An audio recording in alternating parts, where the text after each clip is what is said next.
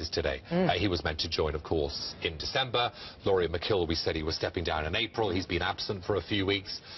That's good news, isn't it? That is a ray of good news. It's quite a unique situation where you don't even have a CFO and they're doing profit warnings. I think for the board that was a very uncomfortable, probably unacceptable situation almost. So. Can I ask you about these relationships with suppliers? And Bruno, you seem the perfect person to ask about this. Run us through exactly what are these revenues that perhaps Tesco has been recognising earlier than it should? Why have suppliers been paying money to Tesco's? It's an interesting question because as a supplier in Tesco you try to build a long-term relationship. This is not a one-off transaction, and from the supplier's point of view, especially if you're a smaller supplier, you want more of your products range, you want to get into deeper store distribution, having more stores range of products, and Tesco from its end really wants to get more money from you, have better terms. So it's a give and take relationship, which normally, you know, give and take never come at the same time in any relationship. Typically the supplier gives a bit and then Tesco gives back a bit later on.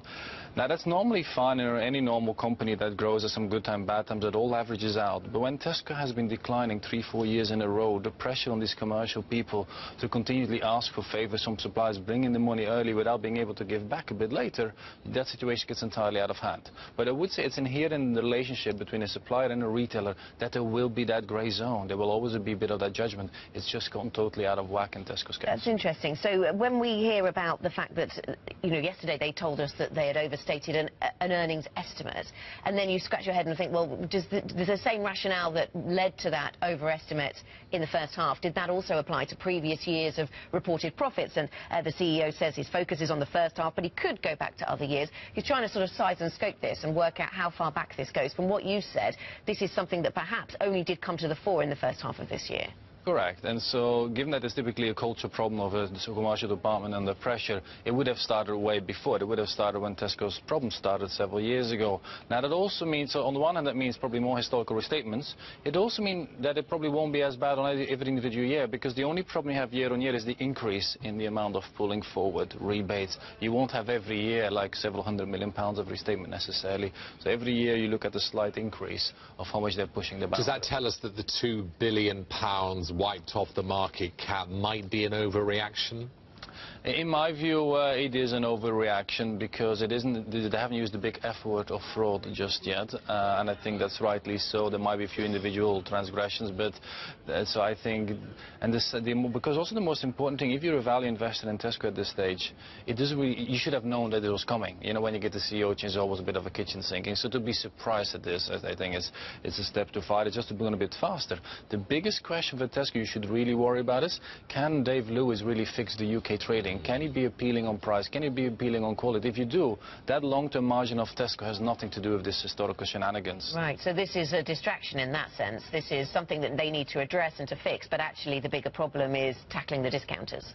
Correct, and the quality retailers, but I think the sooner they get this out of the way, the better. So while it is a distraction, it's a necessary one. And are you suggesting, Bruno, they should sort of split into three, you know, premium, middle and low cost? Yeah, Tesco has a bit of a winner's curse, right? It grew so big so quickly, it's so enormous that actually everybody tends to shop at Tesco. Where you're less affluent or very affluent, most people will at some point go there.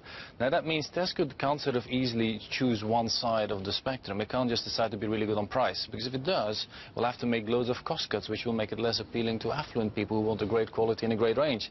If it goes too much up market to please more wealthy customers, the less affluent get upset. So it's really stuck between two impossible choices, and I think segmentation, splitting off a value chain with really low cost and really low prices and up-market chain is one way to avoid this. And why has, I mean, Sainsbury's has different price brackets, doesn't it? And Tesco's has tried to address this by having different types of product within its store, whether it's finest or other types of products. So why do they need to be as extreme as you're suggesting if they could try this strategy of different types of products as others do?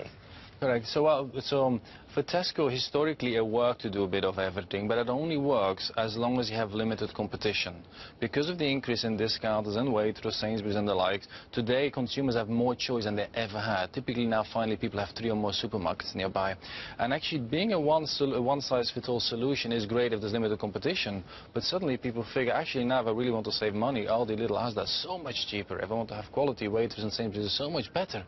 You know, they're okay, but they're not great at anything. And you have to be great if you have loads of competition. Would you buy shares at these levels? I mean, 39% lower this year. That's $10 billion of market cap wiped away. I mean, if you're a value investor, is there value? I rarely sit on the fence. I only have one market perform rating, it's this one, because the biggest thing is, can Dave Lewis fix Tesco? People might reasonably make an argument it's unfixable. I think it might be fixable, but ultimately he's the man with the keys to the car.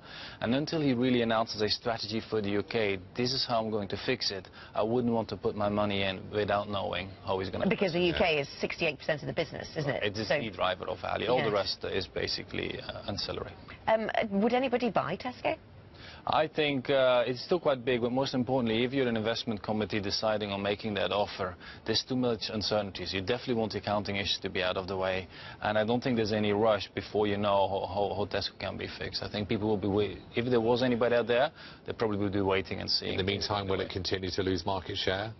For the foreseeable future, yes, because it's declining so rapidly. I mean, it would be defying all sort of gravity laws that it suddenly stopped falling down. So, but the question is, how quickly can it respond, and how good is that responsibility? And whether it can retain its middle management talent is one issue I know you've talked about. Correct. So they clearly lost a lot of senior management team, but the next stage is if Tesco keeps struggling in its financial results. Store managers typically make up to half their wages and bonus and share options.